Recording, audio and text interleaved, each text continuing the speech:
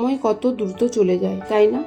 এই তো সেদিনের কথা, ছোট্ট হাত দুটো দিয়ে আমাকে প্রথম জড়িয়ে ধরেছিল, আর আজও কত বড় হয়ে গেল।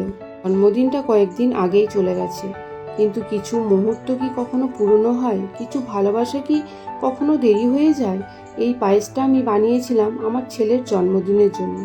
জন্মদিনের আনন্দ, মায়ের হাতে রান্না আর সন্তানের মুখের হাসি, এই ছোট্ট ছোট্ট মুহূর্তগুলোই তো আসলে জীবনের সবচেয়ে বড় পাওয়া।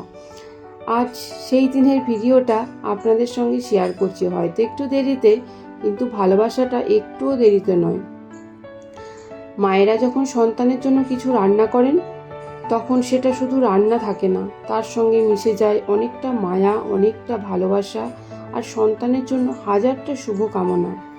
ছেলের জন্মদিনে অনেক কিছুই দেওয়া যায়, দামি উপহার, নতুন জামা, সুন্দর কেক, কিন্তু মায়ের হাতের রান্নার যে অনুভূতি, সেটা কি কোনো উপহার দিয়ে কেনা যায়? আজকের পায়েসটা শুধু একটা মিষ্টি খাবার নয়, এর প্রত্যেকটা দানায় মিশে আছে আমার ছেলের জন্য একটা করে প্রার্থনা, যেন জীবনের পথে যত কঠিন সময়ই আসুক, সে যেন কখনো হাল না ছাড়ে, যেন ভালো মানুষ হয়ে বড় হয়, যেন নিজের স্বপ্নগুলো পূরণ করার সাহস তার সবসময় থাকে। জীবনটা অনেকটা এই পায়েসের মতো, ধীরে ধীরে রান্না করতে হয়, সময় দিতে হয়, ধৈর্য ধরতে হয়। তাড়াহুড়ো করলে যেমন পায়েসের স্বাদটা আসে না আসল, তেমনই জীবনের সফলতা একদিনে আসে না। আজ যারা নিজের জীবন নিয়ে কষ্ট করছেন, যারা ভাবছেন আমার দ্বারা কিছুই হবে না, তাদের একটা কথা বলবো, নিজেকে কখনো ছোট ভাববেন না।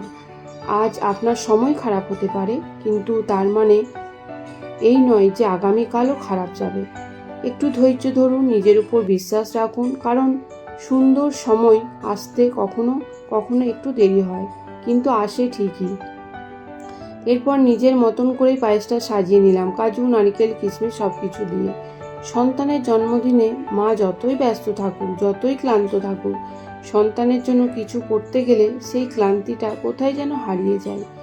সত্যি বলতে, সন্তান বড় হয়ে যায়, কিন্তু মায়ের চোখে সে কোনোদিন বড় হয় না।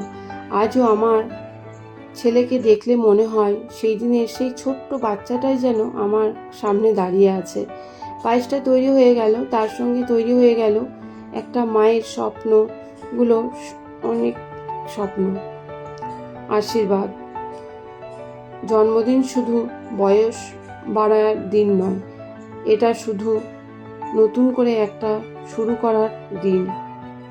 তাই আমার ছেলের জন্য একটাই প্রার্থনা, জীবনে যত দূরেই যাস, যতই বড় হোস, কখনো যেন নিজের মানুষগুলোকে ভুলে যাস না। ভালো মানুষ হোস, মানুষের পাশে দাঁড়াস, আর নিজের স্বপ্নের জন্য লড়াই করতে কখনো ভয় পাস না।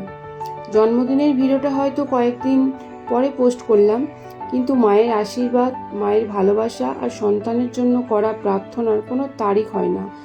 যারা এই ভিডিওটা দেখছেন, আপনাদের কাছে একটাই প্রশ্ন, আপনাদের সন্তানের জীবনে আপনাদের সবচেয়ে প্রিয় স্মৃতি কোনটা?